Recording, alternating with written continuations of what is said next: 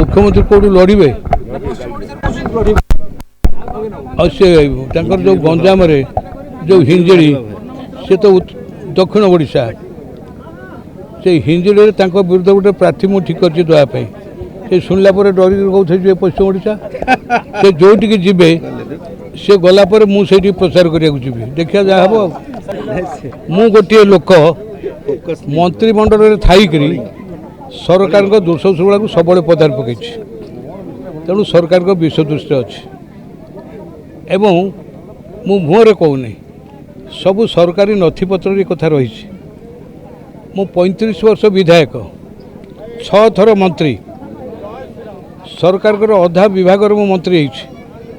मो विरुद्ध कौट गोटे कौन आना भू संस्कार आईन जो त्रुटि रही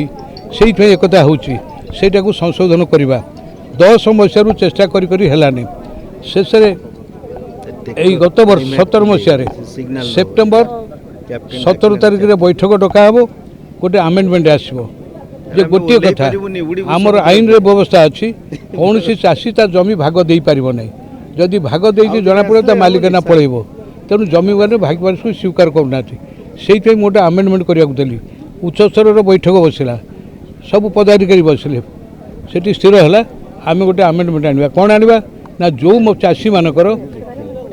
सीलिंग अंतर्भुक्त जमी अच्छी से भाग दे पारे मालिकाना जीवनी ये कहीदे भाग ऋण पाइबे बिहन पाइबे सार पाइबे सब पाइबे यही कथाटा करहलानी एवं शेष को जिते मो महेश्वर महांती राजनीति पचारि कहीं करून से मो कान कतर कहला भाई कहीं लगे पांडियान मना कर कथा बारंबार कही सेवा और त्याग के राजनीति करना क्षमता और संपत्ति कौटू क्या कौन सुविधा मिले से व्यस्त होती जो भाव विजय महापात्र को अपमानित कर नॉमिनेशन फाइल 2 मिनट आगुरी टिकट कैंसल कले जो कारण दिलीप राय घरे नवीन पट्टनायक निज घर रही शेष जीवन दिलीप राय घर पठे से दिलीप राय नवीन पट्टनायक को प्ररोचित कर विजु जनता दल कले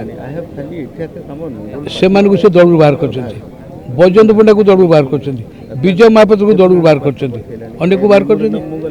दीर्घ समय लगिली